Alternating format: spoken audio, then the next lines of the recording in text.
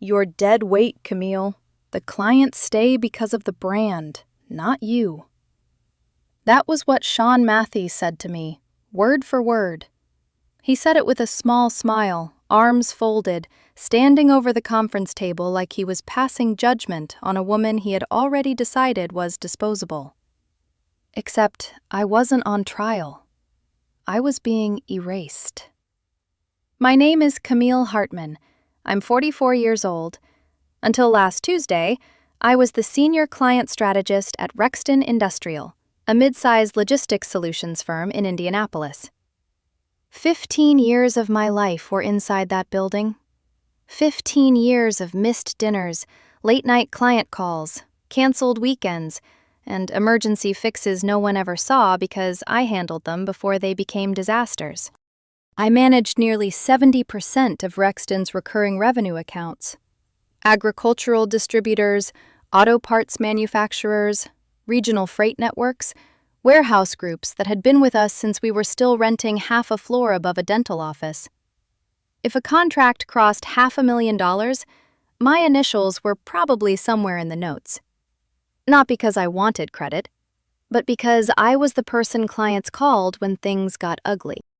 So when Sean, our new VP of Sales, with his polished MBA vocabulary and his empty growth strategy smile, called me into conference room C with HR already sitting there, I knew something was wrong. Janine from HR couldn't even look me in the eye. She slid the manila folder across the table like it was a dirty plate. "We're restructuring," Sean said, "realigning the org chart to match growth targets." That was how he described throwing me out. Like I was a chair in the wrong corner. I didn't touch the folder. Severance. 60 days. Benefits continuation. Non-disparagement clause highlighted in yellow. I just looked at him. Then he leaned forward. "This isn't personal." And then he made it personal. "You're dead weight, Camille. The clients stay because of the brand, not you." For 1 second, the room went silent in a way I will never forget. Even the air conditioner seemed to stop. Janine's face changed first. A tiny flinch. A warning. But Sean just kept smirking, proud of himself, like cruelty was leadership if you said it confidently enough. I didn't cry. I didn't argue. I didn't give him the satisfaction of seeing my hands shake. I stood up, buttoned my blazer, and walked out. At my desk, I packed slowly. A photo of my daughter Charlotte at her ballet recital. A mug from a client who sent me a Christmas card every year. A signed baseball from the office fantasy league I had started, back when this place still felt like a team. 15 years fit into one cardboard box. That hurt more than I expected. On the way out, Emily from billing looked up from her screen. Her eyes widened when she saw the box. "Camille?" she whispered. I gave her a small nod and kept walking. The giant, etched Rexton logo on the glass doors looked different that day. Cheaper. Colder. Like a brand trying too hard to look permanent. When I got home, my boyfriend Marcus was on the porch with his phone in his hand. He saw my face and didn't ask anything. He just opened the door. I went straight to the back patio, cracked a beer, and stared at the overgrown lawn. I don't know how long I sat there. Maybe 1 hour, maybe 3. The house stayed quiet behind me. Then Marcus came outside and sat beside me, close enough that his knee touched mine. "They're going to miss you," he said. I stared at the grass. "They're going to need me," I said. Because Sean didn't know. He didn't care to know. Rexton's back end was a disaster. Old CRM systems duct-taped to outdated tools. Client histories scattered across half-broken platforms. Renewal reminders that existed because I remembered them.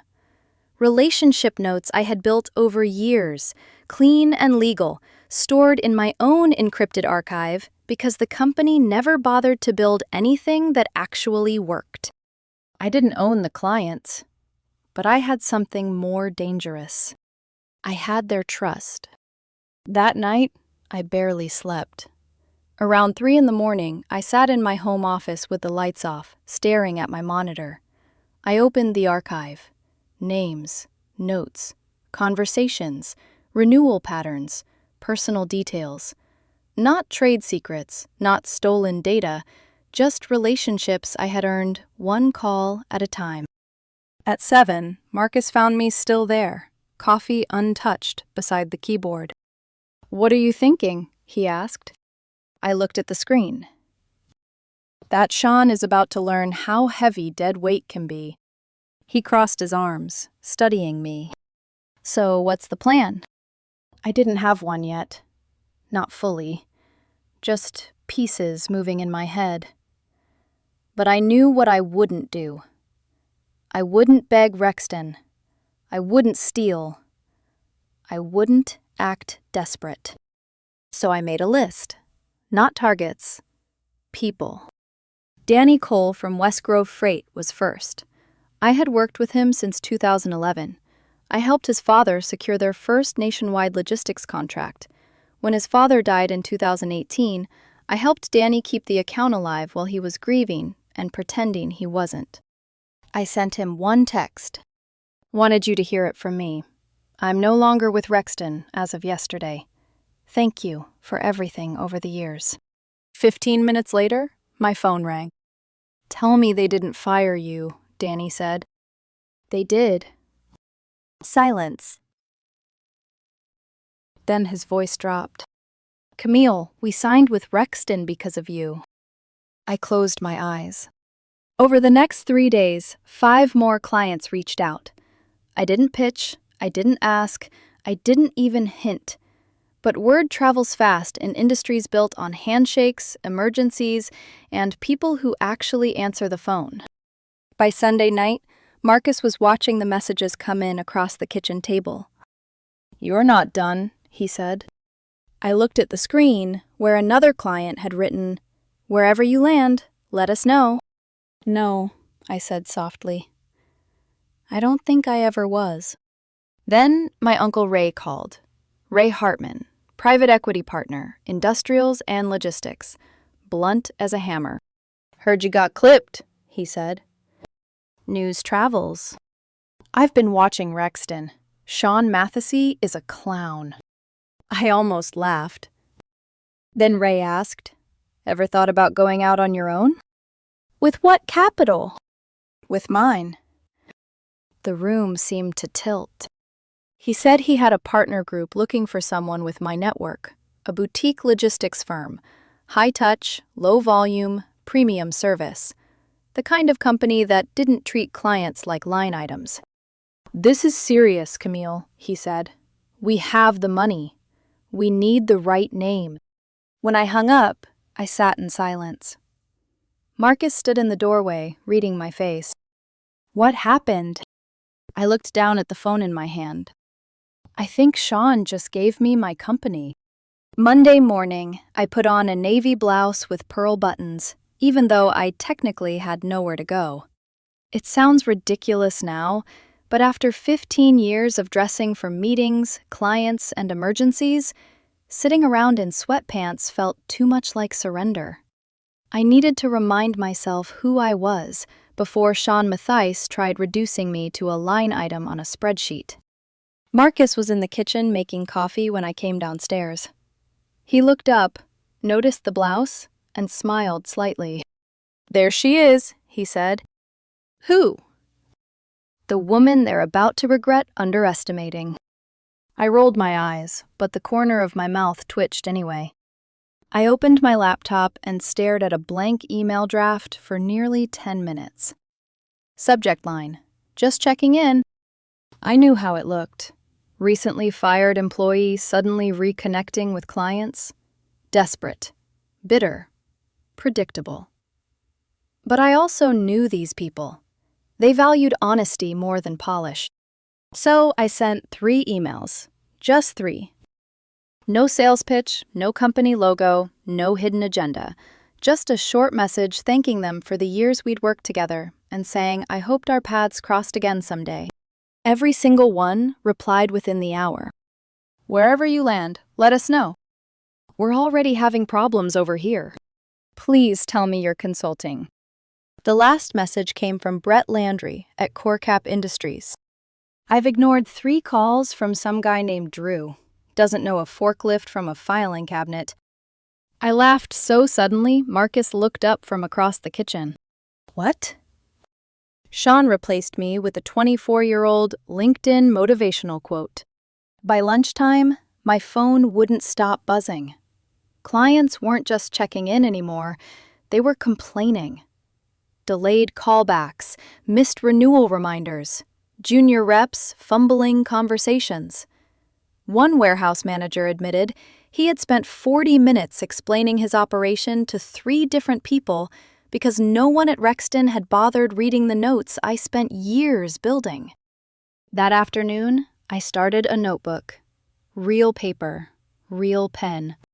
On the left side, I listed clients. On the right side, I wrote what was probably happening now that I was gone. Transition confusion. Missed integrations. Late invoicing. No relationship continuity. I wasn't sabotaging Rexton.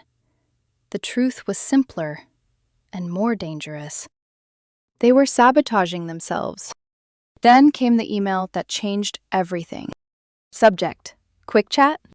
Sender: Lily Tran, VP of Partnerships, Nexum Logistics. I stared at the screen. Nexum wasn't just a competitor. They were Rexton's biggest rival. Aggressive, smart, fast-moving. They had tried recruiting me twice years ago, but I stayed loyal to Rexton because back then, I still believed loyalty mattered both ways. Her message was short. Just heard the news. Timing is interesting. We're expanding, and I think you'd be perfect for something we're building. Coffee this week? Marcus read it over my shoulder. That feels important. It feels dangerous, I said quietly. We met Thursday afternoon in a downtown cafe filled with exposed brick, hanging lights, and people pretending to write novels on expensive laptops. Lily arrived exactly on time, in a charcoal blazer, carrying no nonsense in her expression whatsoever. I'm not here to recruit you into another corporate prison, she said after we sat down. That's reassuring. She smiled faintly. I'm here because the industry keeps making the same mistake. They think systems create loyalty.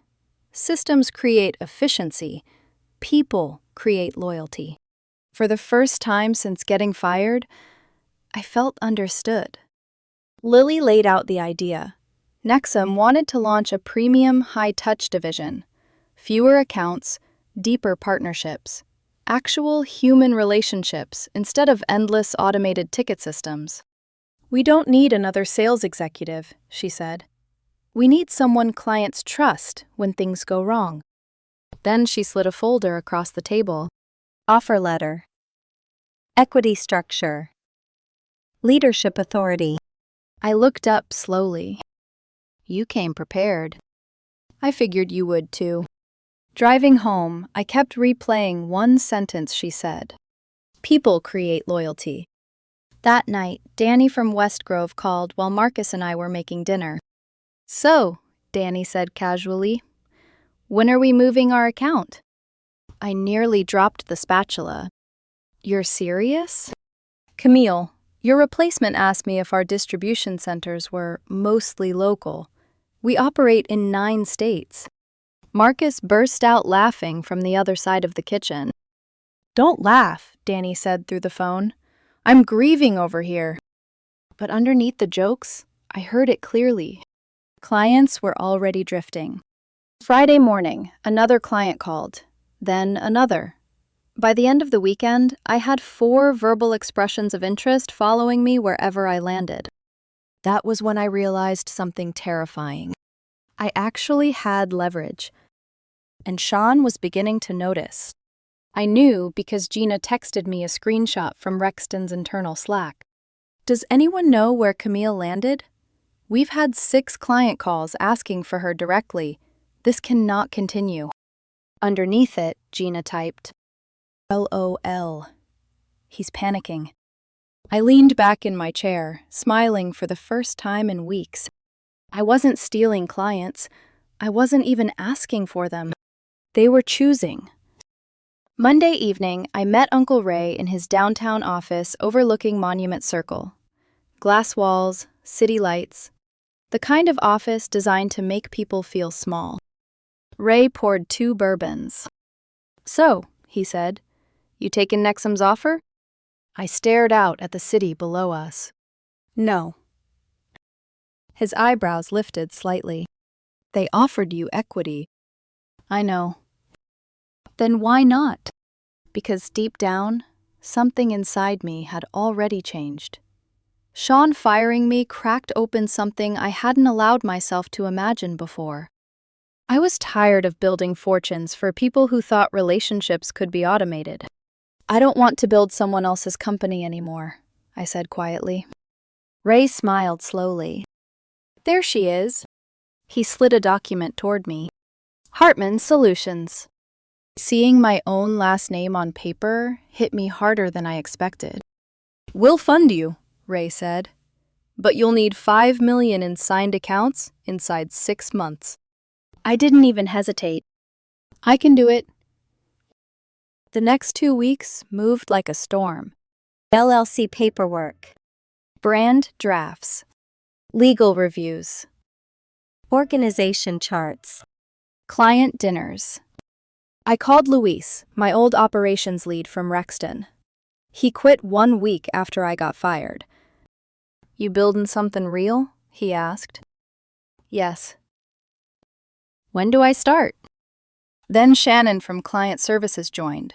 Sharp, calm, impossible to rattle. "Tell me one thing," she said during our coffee meeting. "Are we doing this differently?" "Yes." "No politics?" "No politics." "No treating clients like ticket numbers?" "Never again." She smiled. "I'm in." Meanwhile, Rexton was falling apart faster than even I expected. Jessica, assistant to the CEO of Marlowe Systems, called me one morning practically whispering, "You didn't hear this from me, but your old team missed our renewal window."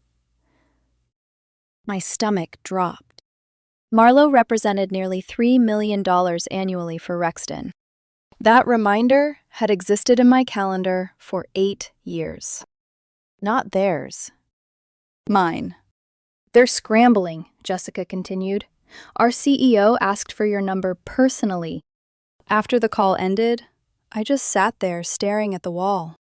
It wasn't revenge anymore. It was collapse.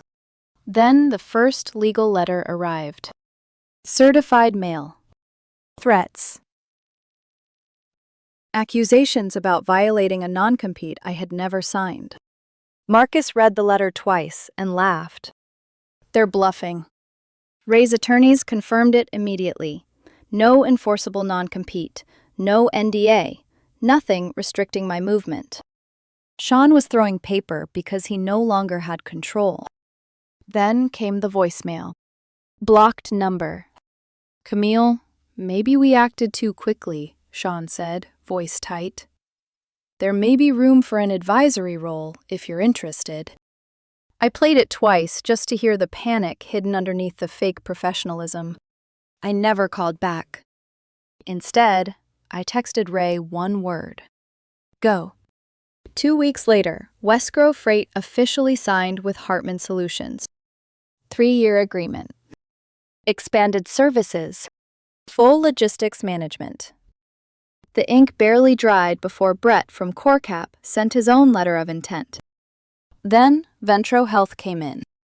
The same contract I spent months building before getting fired.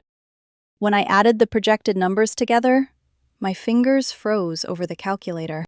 $5.2 million. We crossed the line. Hartman Solutions was officially real. And somewhere across Indianapolis, Sean Mathies was finally understanding what he had actually fired. The attacks got uglier after that. Rexton started sending legal letters directly to our clients, accusing Hartman Solutions of unethical interference, and misrepresentation. Sean was desperate now. You could feel it in every word. He wasn't trying to win anymore. He was trying to scare people into staying. But it backfired. Danny from West Grove called me the same afternoon one of the letters arrived. "Camille, this is pathetic," he said. "We're not leaving you." Brett from CoreCap laughed even harder. "Your old VP called me personally," he said. "Tried warning me about you. Didn't even realize we already signed your contract." That night, I sat at the kitchen table rereading the legal threats, while Marcus leaned against the doorway, watching me quietly. "You thinking about giving in?" he asked. I looked up slowly. "No," I said. "I'm thinking about ending this."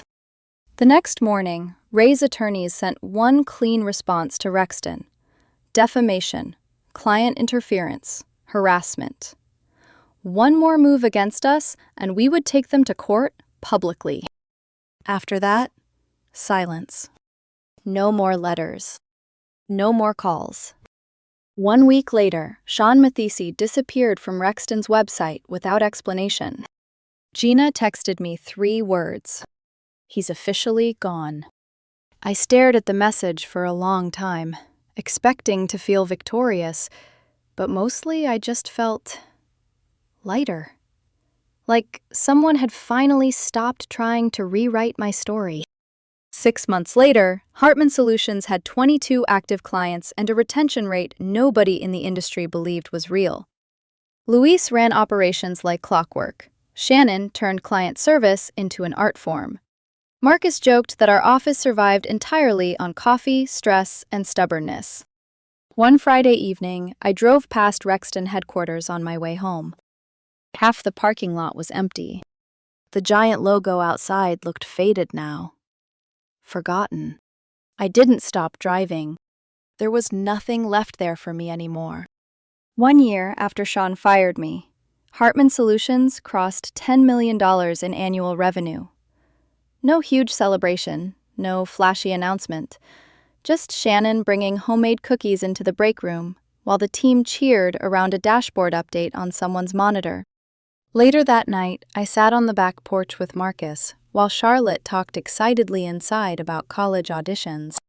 Marcus handed me a glass of wine. "So," he asked softly, "was it worth it?" I looked out across the yard, listening to the summer cicadas humming in the dark. "They thought losing that job would destroy me," I said. "And?" I smiled.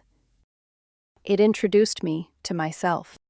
2 weeks later, I received a handwritten letter from Sean. "You were right. I thought clients stayed for systems and pricing. Turns out, they stayed for trust. I erased the reason they stayed." I folded the note carefully and placed it in the back of my desk drawer. Then I went back to work. Because this time, I wasn't building somebody else's empire. I was building mine.